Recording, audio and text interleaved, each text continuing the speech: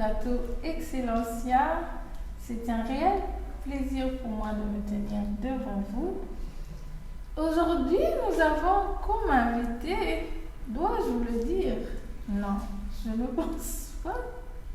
Nous allons le découvrir, vous et moi, et on reviendra juste après.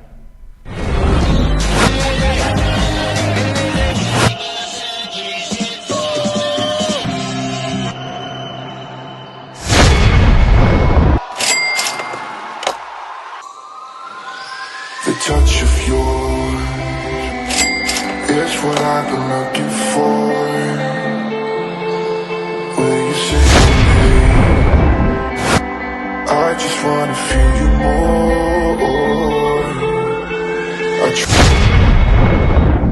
Comme vous venez de voir, nous recevons aujourd'hui un basketteur professionnel dans un club de la place, préparateur physique et coach personnel, mais aussi étudiant en relations internationales à CIU avec plusieurs formations, notamment sur la langue grecque et hébreu, sur le leadership ainsi que la langue et la culture chinoise. Nous recevons aujourd'hui Monsieur Salomon Guillaume et Sam de nationalité camerounaise. Bonjour Monsieur Salomon. Bonjour Saint-Didier. J'espère que vous allez bien. Toujours, merci. Et vous? C'est un plaisir de vous recevoir sur notre plateau. Merci. Alors, qui est Monsieur Salomon? Salomon est un jeune Camerounais né et grandi au Cameroun, au sud Cameroun. Je suis d'une famille de 7 enfants, dont je suis le 5e. Je crois que j'en ai fait un peu le poids. À quand remonte cette passion du basket? La passion pour le basket remonte aux années 2011. Ça a été vraiment un coup de foudre. Dès que j'ai mis mes pieds dans un terrain de basket, j'ai su immédiatement que c'était ce que je devais faire en fait. Donc vous n'aviez pas regardé déjà au départ par rapport à la taille. C'était vraiment un déclic que dès que vous êtes arrivé sur le terrain, waouh, c'est à ça que je suis appelée. Ouais, c'est vrai que j'en ai toute ma vie.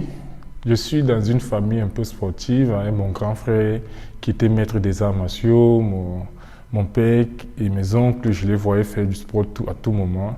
Du coup, j'ai commencé avec le football. Généralement, au Cameroun, on commence tous avec le football. Et du coup, je suis allé au lycée, je faisais différentes disciplines sportives, notamment le handball, les arts martiaux et l'athlétisme. J'étais un peu polyvalent.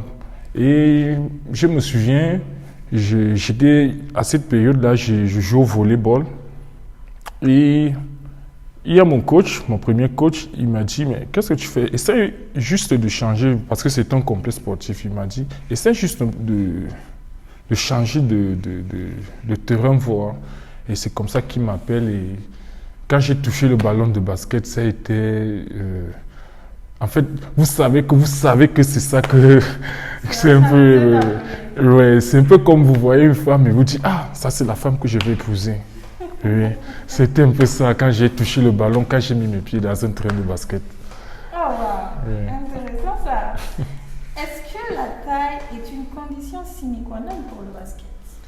C'est vrai que la taille a un très grand avantage. Mais la taille, vu qu'on en a des joueurs de petits de taille, mais la taille est un atout en fait. Ça a un grand rôle parce qu'il faut vraiment la taille pour bagarrer avec d'autres personnes grandes de taille, pour être proche du panier. C'est vrai que la taille n'est pas vraiment un blocus pour jouer au basket. Même les gens de petite taille peuvent jouer au basket et peuvent être capables de faire certains mouvements et être plus athlétiques que des gars grands de taille.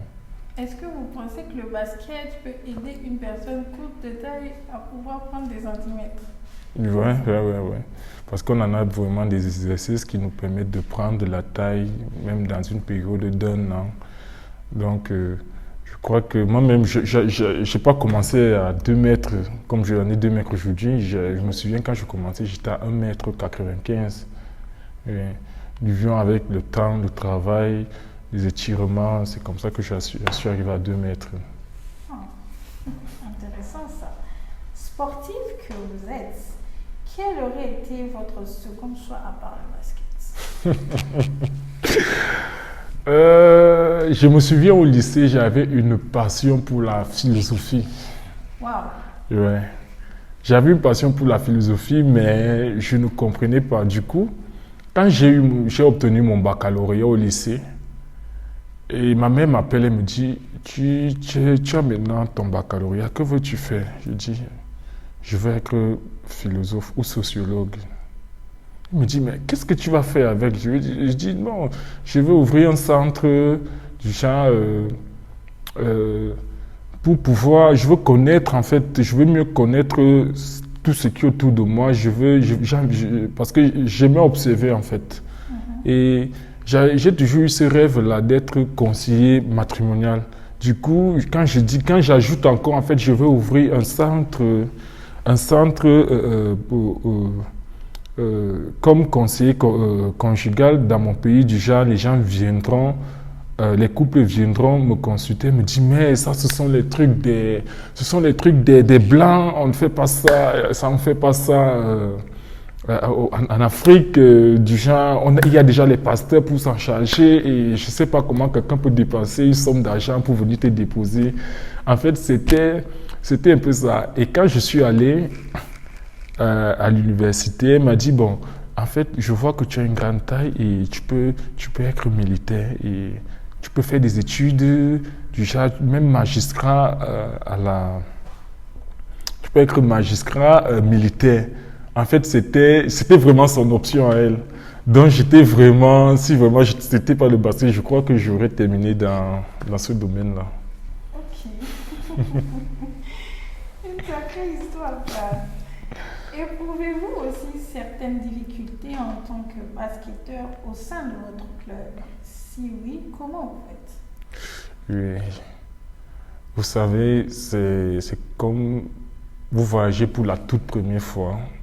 Vous arrivez dans un pays, il y a un changement climatique, vous devez vous adapter à la nourriture, vous devez vous adapter aux personnes et c'est pratiquement la même chose, vous voyez. Vous arrivez dans une nouvelle équipe, le coach a sa philosophie, il a ses systèmes de jeu.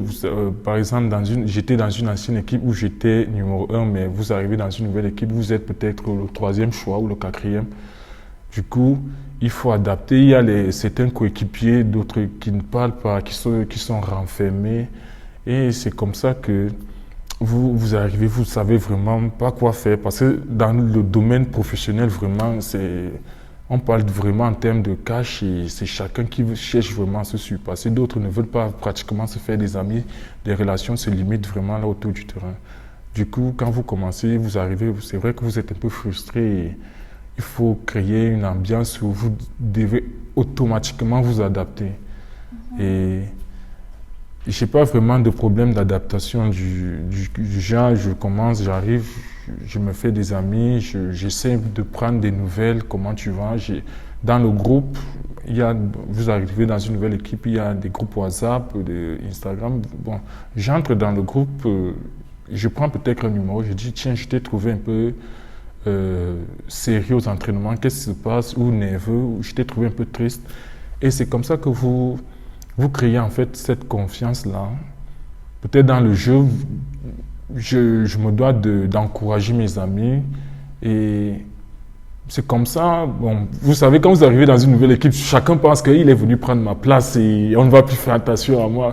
Mais non, donc il faut briser, il faut essayer de briser ces liens-là, de telle sorte à former véritablement une famille. Et c'est comme ça qu'au fur et à mesure, avec les matchs, avec les ambiances, les dîners que le club organise de temps en temps, c'est comme ça qu'on réussit à créer vraiment un groupe solide et l'adaptation vraiment, on y arrive vraiment. Et est-ce que la langue est un problème majeur? pour une nouvelle personne dans le club? La langue, je dirais plus ou moins, parce que la langue anglaise, généralement, c'est une langue universelle. Donc, en tant que basketteur, vous voyez, par exemple, si j'arrive en Chine, le coach ne pourra pas me parler en langue chinoise, ni hao et tout, vous voyez un peu. Ou bien si j'arrive peut-être, comme je joue, j'ai un coach turc, il ne va pas me parler, il ne va pas m'expliquer un système en turc. Donc, je crois qu'il se doit de connaître l'anglais. Moi-même, je me dois également d'avoir quand même certaines bases en anglais. Du moins des langues secondaires, comme par exemple ici on cause le turc, je crois que quand j'arrive, c'est avec le temps, vous voyez, à un moment, vous allez apprendre certains petits mots quand vous jouez, quand peut-être vous êtes en train de jouer, vous dites « Ah, des bêtes, allez, allez, tchabou, tchabou ». Et vous voyez, c'est un peu quelque chose de ouf, mais ce n'est pas vraiment, je trouve que la langue n'est pas vraiment un problème. Si vraiment la langue anglaise, vous commencez vraiment, si vous avez la grâce de tomber dans un pays un peu comme la France, où je maîtrise vraiment la langue française, je n'aurai pas de difficultés. Mais l'anglais, quand même, c'est là. Donc, la langue ne pose pas vraiment de problème. Basketteur et préparateur physique, comment conciliez-vous ces deux domaines?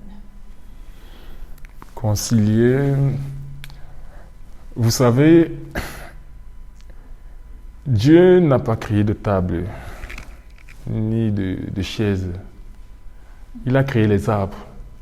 C'est maintenant à vous de réfléchir comment faire pour fabriquer une table ou une chaise.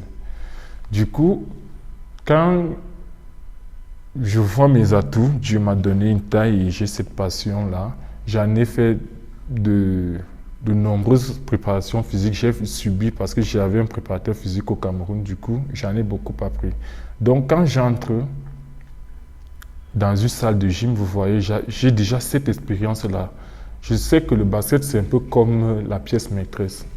Et maintenant, il y a des pièces secondaires, mais par exemple, comme la préparation physique. Vous voyez, quand vous entrez à la salle de gym, certaines personnes viennent juste pour perdre du temps et ils vont soulever une barre et ils vont se fatiguer. Ils vont dire, ah, je ne peux pas arriver, j'ai payé pour rien. Et c'est où maintenant, vous voyez, je vais donc utiliser mon cerveau. Je me dis, bon, tiens, j'ai peut-être 4 heures par jour. Je peux sacrifier 2 heures mon entraînement personnel et j'accorde 2 heures en tant que préparateur physique. C'est comme ça que je fais l'effort d'être là avant tout le monde maintenant. J'essaie maintenant, avec ce que j'ai appris et mes connaissances, j'essaie maintenant de concilier les deux.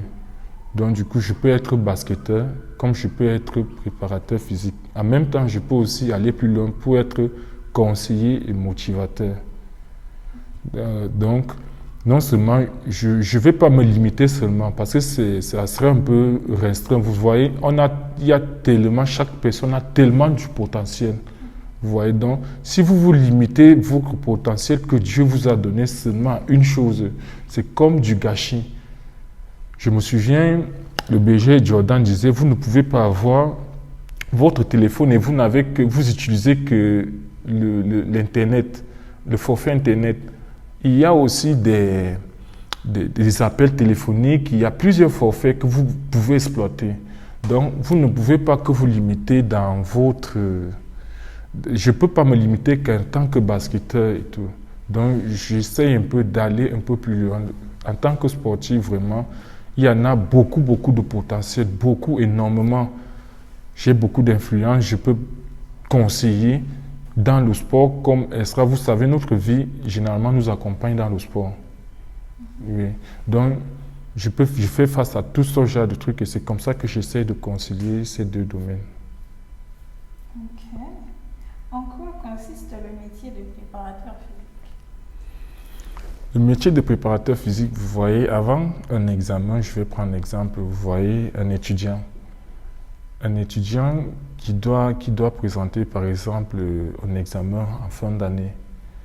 Il va aller en classe, il va aller au campus, il va s'asseoir, le prof va finir de parler et lui, tout le monde n'a pas les mêmes compétences, vous voyez. Donc, moi, je peux aller en salle de gym. je peux me prendre sur moi-même, je sais quel exercice faire. D'autres personnes, par contre, ils en ont besoin parce qu'ils ne savent pas. Vous savez, vous ne pouvez pas prendre une personne et vous lui dites entre en salle, commence à travailler à la gym.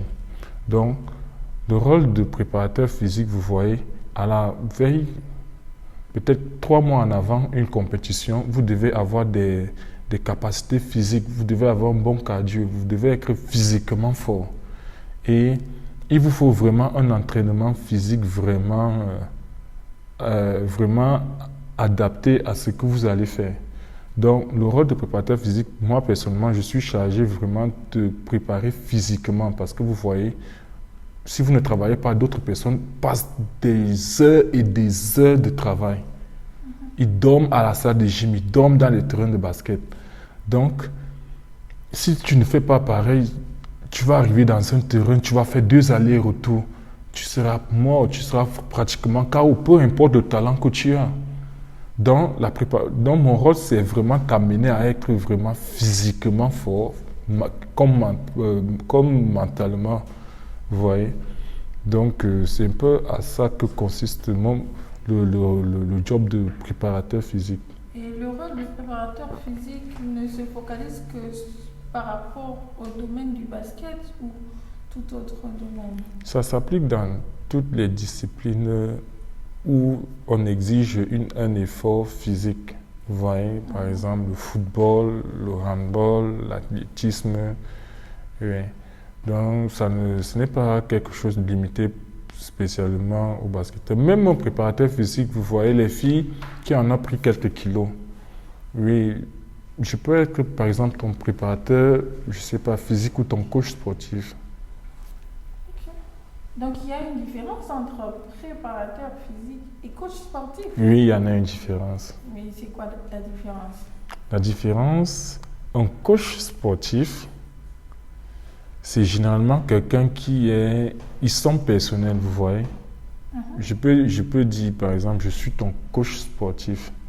C'est-à-dire, tu n'as pas besoin de faire une discipline sportive, tu vois, une compétition. Donc, tu en as besoin, par exemple, de 2 heures par jour pour, je sais pas, pour la course ou bien faire tes exercices. Donc, moi, je peux être à l'heure là ton coach sportif. Mais maintenant, un préparateur physique, c'est parce que je te prépare maintenant à faire face peut-être à une compétition qui va s'étendre une durée d'1 an ou de quelques mois. Ah, je comprends mieux maintenant. Visez-vous aussi un jour la NBA? Mais bien sûr. Mais bien sûr. C'est le rêve de tout basketteur. Vous voyez, malgré qu'on commence, vous voyez, quand vous tenez un ballon de basket, vous voyez déjà la NBA. Vous voyez déjà, je ne sais pas, Philadelphie, à Toronto, à Boston. Vous voyez déjà. En fait, c'est le rêve vraiment de tout un basketteur parce que quand vous commencez, moi personnellement, j'aime être excellent dans tout ce que je fais. Vous voyez. Donc, si vraiment j'atteins le niveau de la NBA, ça sera vraiment une grâce que vraiment je vise vraiment. Ok, je comprends. Je vous souhaite une très bonne chance pour cela. Merci. Qui peut être appelé préparateur physique? Tout le monde, je dirais pas tout le monde, mais au moins il faut un certain nombre de connaissances pour être un préparateur physique. Il y en a des écoles qui forment des préparateurs physiques. Vous ne pouvez pas vous lever un matin et vous dites que vous êtes préparateur physique juste parce que vous avez fait quelques exercices ou bien vous avez vu à la télé.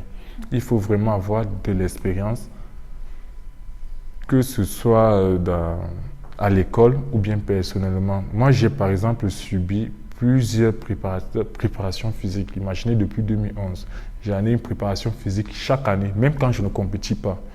J'ai une préparation physique chaque année, du coup, j'en ai assimilé des exercices. Malgré que je ne sois pas allé, je n'ai pas vraiment fait une formation où on délivre un diplôme. Mais j'ai déjà ces compétences-là. Être un préparateur physique, ce n'est pas quelque chose d'une semaine ou d'un mois ou d'un an, en fait. Parce qu'il faut maîtriser le corps humain. Il faut carrément maîtriser presque tous les domaines. Si tu veux me dire que tu veux travailler le saut, Tu ne vas pas juste aller regarder et dire que bon, tiens, fais comme ça. Il faut vraiment maîtriser. Il faut connaître le poids, par exemple, de la personne. Il faut connaître les faiblesses de la personne. Vous voyez, c'est pas vraiment tout le monde qui est appelé vraiment à être préparateur physique. Donc, pour être préparateur physique, il faudrait avoir nécessairement une formation. Oui. Ok. Et de l'expérience. Quel est votre mot de la fin pour tous ceux qui vous suivent en ce moment? Le mot de la fin, vous voyez, ce que je peux dire, c'est à tous ceux qui nous regardent, vous savez, vous n'êtes pas sur cette terre par accident. Vous n'êtes pas tombé du ciel. Ce n'est pas comme si Dieu a rassemblé les pièces et a dit, allez, Salomon, vas-y sur terre et tu seras juste un accompagnateur. Vous allez juste accompagner les gens. Chacun a un rêve et des objectifs, vous voyez. Maintenant, c'est à vous de connaître quel est votre rêve et vos objectifs. Vous ne pouvez pas passer votre temps à... Je vais prendre l'exemple d'Élie. Vous savez, il labourait le sol, il avait un peu une vie de routine. Maison, église, travail, maison. Il fait ça chaque jour, chaque année. Or, Dieu avait quelque chose de plus grand pour lui. Et maintenant, vous devez découvrir votre don et votre talent, ce que Dieu a mis en vous. C'est cette chose-là que vous faites mieux que quiconque. Vous devez le travailler, le perfectionner. Ça ne doit pas être du genre, vous vous arrêtez en chemin. Vous devez vraiment travailler, utiliser votre cerveau. Dans la Bible, vous voyez, quand vous allez lire, Jacob est en train de bénir ses enfants. Et il dit à Benjamin, tu seras comme un lion qui chasse le matin. Il dévore sa proie le matin et le soir, il partage le butin. Vraiment, quand vous avez encore toutes vos aptitudes, vos capacités, quand vous êtes encore jeune, lancez-vous sur quelque chose. Allez-y à fond. Ne vous arrêtez pas. Peu importe les obstacles, vous savez. Ces obstacles, en fait, c'est ça qui nous fait vraiment, qui particulièrement, moi, ça me fait aller de l'avant. Parce que je me rends compte que quand peut-être je suis faible ou bien je n'arrive pas à avancer ou bien vraiment je suis bloqué dans certains endroits, je vois que Dieu est en train, par exemple, de m'enseigner quelque chose. Donc, la douleur ne doit pas être une excuse pour abandonner ce dont Dieu a prévu pour vous. Et ce que j'aime souvent dire, c'est votre emploi ne va jamais vous rendre riche. C'est-à-dire, vous serez par exemple au Cameroun, on va vous délivrer un salaire par exemple de 250 000 ou 300 000. Vous ne pouvez rien faire avec. Mais votre don, vous savez, si par exemple, j'ai un don pour faire des gâteaux et que quand une personne goûte par exemple mes gâteaux, il en a tellement envie. C'est la même chose. C'est votre don et votre talent qui va vous rendre riche. Vous voyez un peu. Donc, vous voyez certaines personnes, ils travaillent, ils continuent à courir après des factures, malgré qu'ils ont l'argent. Ils vont vous dire, oui, je travaille, mais ils sont constamment en train de courir parce qu'ils sont dans un système où on les dit quand est-ce qu'ils viennent au travail, quand est-ce qu'ils doivent s'arrêter, quand est-ce qu'ils partent en retraite. En fait, ils sont dans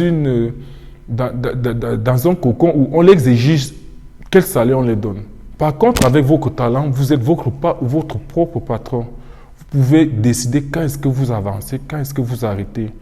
Vous pouvez en fait vous étendre. On a tellement de potentiel à nous, on peut faire de grandes choses, mais on veut généralement se limiter à faire des petites choses. C'est pour ça que vous voyez que malgré qu'on est chrétien, malgré on peut dire que Dieu nous a bénis de toutes les bénédictions, mais on est toujours limité. Vous voyez, on ne ressent pas ça. Tout ça pourquoi? Parce que Dieu a mis ces choses-là en vous. Adam n'était pas fonctionnaire.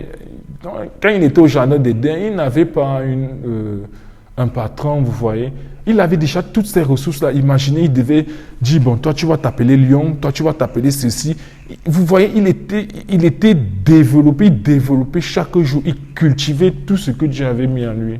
Et maintenant, la grâce qu'on a, c'est que malgré qu'il soit tombé dans il est désobéi à Dieu et que la malédiction est venue, on a cette grâce que le Christ a enlevé tout ça.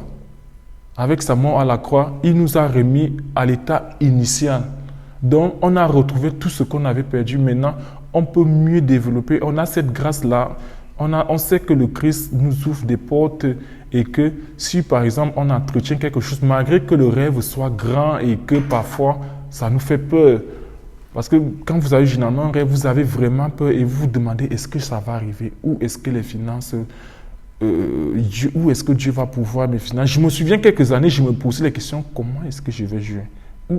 Je n'ai rien, je ne connais personne, mais du jour au lendemain, Dieu me dit, vas-y là-bas. Et c'est comme ça que j'ai obtenu cette bourse. Et c'est comme ça que j'ai commencé à jouer, j'ai relancé ma carrière, vous voyez. Donc, ne vous posez pas, faites ce que vous êtes censé faire. Vivez un jour à la fois. Si Dieu m'ouvre une porte, il ne viendra pas s'entraîner à ma place. Donc, faites ce que vous êtes censé faire, mettez-y à fond, déchirez la proie et le soir, à votre vieillesse, vous aurez de quoi partager. Donc, ce n'est que ça. Croyez en vos rêves et battez-vous pour ça. Ne laissez personne. Vous voyez, j'ai toujours lutté avec ma maman pour être basketteur. Ma maman me voyait assis dans un bureau. J'ai commencé à enseigner, mais j'étais limité.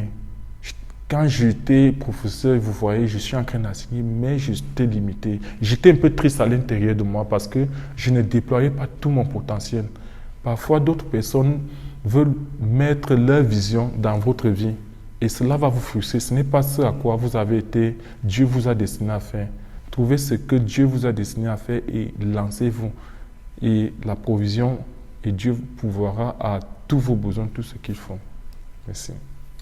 Merci beaucoup de tout ce qu'il a dit. J'ai retenu ceci. Utilise ton talent pour être ton propre patron. Alors, si tu as un talent, développe-le afin de dépendre de personne, mais de toi et de toi seul et devenir ton propre chef. On se retrouve comme ça pour un autre épisode la prochaine fois.